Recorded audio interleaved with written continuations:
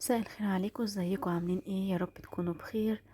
انا هايدي وجيه ودي قناتي. لو لسه بتشوفيني لاول مره ما تنسيش اللايك والشير. بحب جدا اشكر كل الناس اللي انضموا جديد للقناه، واشكركم جدا على تعليقاتكم وتشجيعكم ليا. بجد بتفرق معايا جدا كل التعليق بتكتبوه.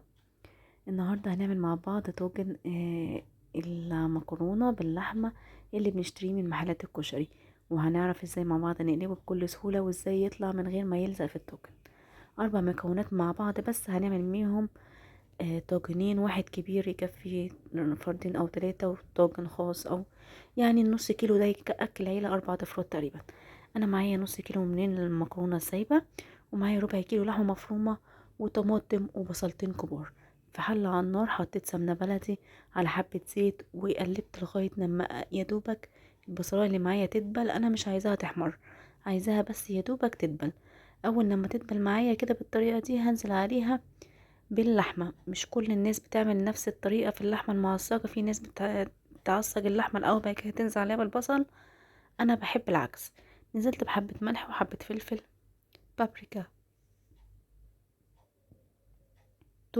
بهارات لحمة وثوم باودر برضو. تقدري تحطي ورق لورا، ورق لورا لو حابة.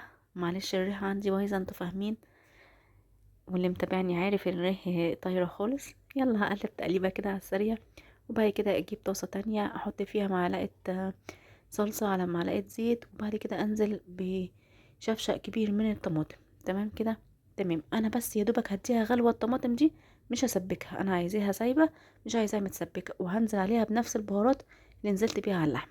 دول الطاجنين اللي عندي اللي انا هقسم فيها نص كيلو مكرونة. واحد كبير زي ما انتم شايفين، واحد صغير. انا بس للامان دهنتهم حبة زيت.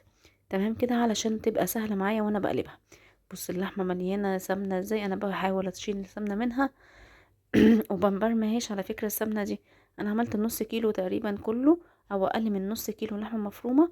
اخدت بس ربع كيلو.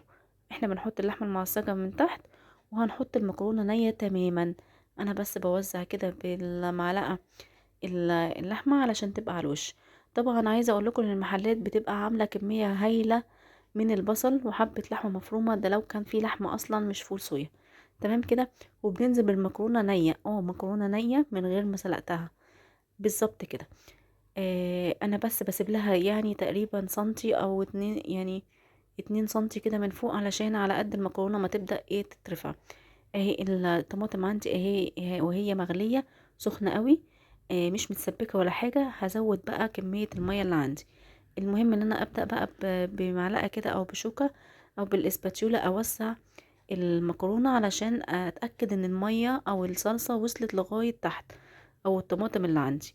تمام كده، تمام. طبعا احنا تبلنا كل ال القوطة اللي عندي دي نفس التتبيلة بتاعة اللحمة. دخلناها على نار هادية بس بعد ما غطيناها في فرن مسخن مسبقا على درجة حرارة 200، وطلعناها.